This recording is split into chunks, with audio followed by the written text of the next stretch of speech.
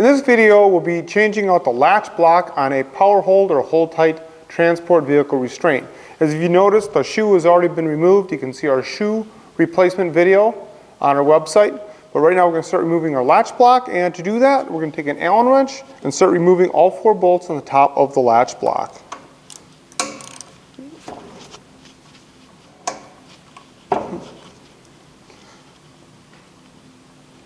Remove the J-box cover with 2 screws.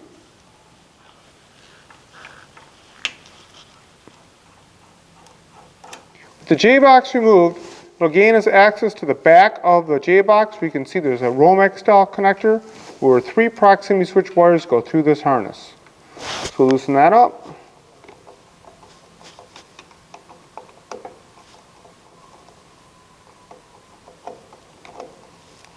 We'll disconnect the wiring at the J-box and we'll pull the wires through.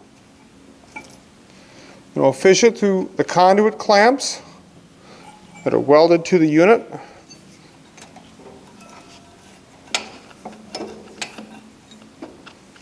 We'll raise up the latch block, take a little tension off the spring, and raise the latch block completely out of the unit.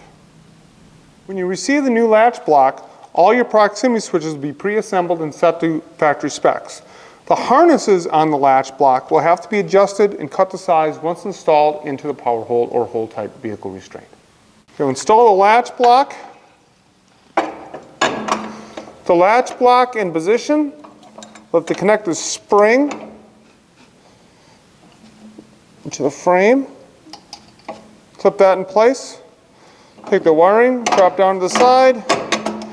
When installing the harness, be sure not to catch on anything sharp and make sure they're routed correctly through the conduit clip.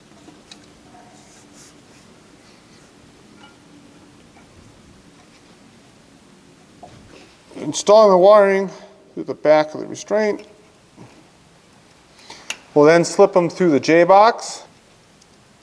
With the wires to the J-box, I'm going to pull them taut and then tighten down on my Romex connector. I don't want to crank on the wires, I just want to make sure that the wires are tight enough so there's no slop in the track and the wiring could get caught.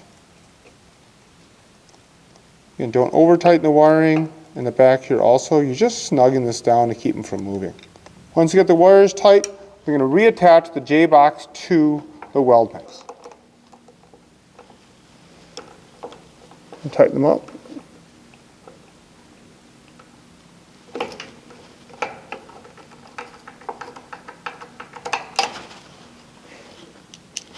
On the opposite side, there's a green earth ground wire that has to be attached to the Phillips head screw.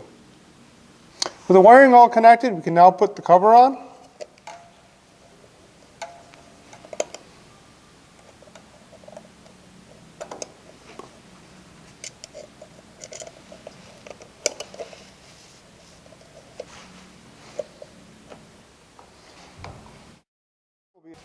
Before putting the bolts in the latch block, we're going to put like an anti-seize or a grease to prevent them from rusting in place.